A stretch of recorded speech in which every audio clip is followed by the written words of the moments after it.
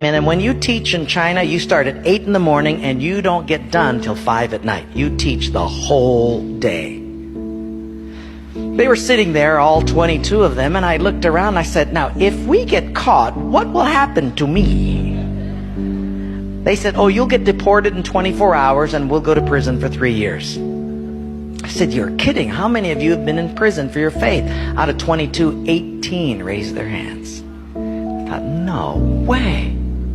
I looked at him and I said, you 22 people, how many people do you oversee? Because they were all of these small group leaders, underground church leaders in the Hunan province. I said, how many, if you counted up all the people under your jurisdiction, how many would it be? And they counted them up and they said, little over 20 million. I said, what?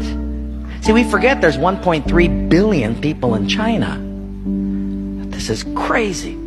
Well, I had 15 Bibles and I passed them out. Obviously 7 didn't get them. And I said, let's turn to 2 Peter chapter 1 and we're going to read it. And just then one lady handed hers to somebody next to her. And I thought, interesting.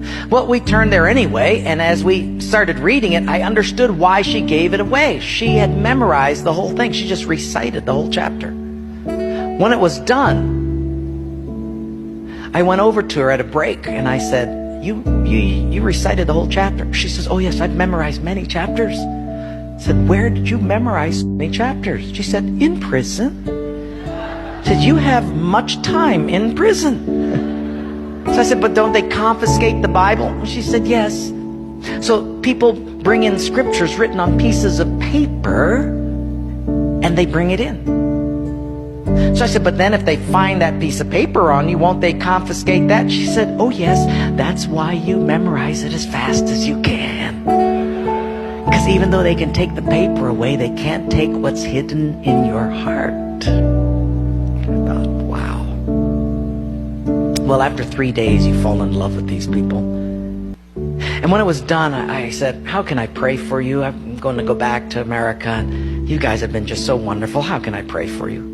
They said, you know, Wayne, you guys can gather like this whenever you want to in America. We can't. Could you pray that one day we'll be just like you? And I looked at him and I said, I will not do that. Big incredulous eyes looked at me and they said, why? I said, because you guys rode a train for 13 hours to get here. In my country, if you've got to drive more than an hour, people don't come. You sat on a wooden floor for 3 days.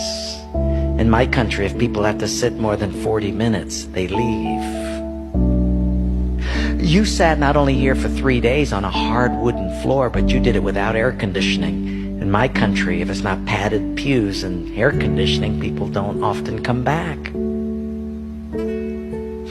In my country, we have an average of 2 Bibles per family. We don't read any of them.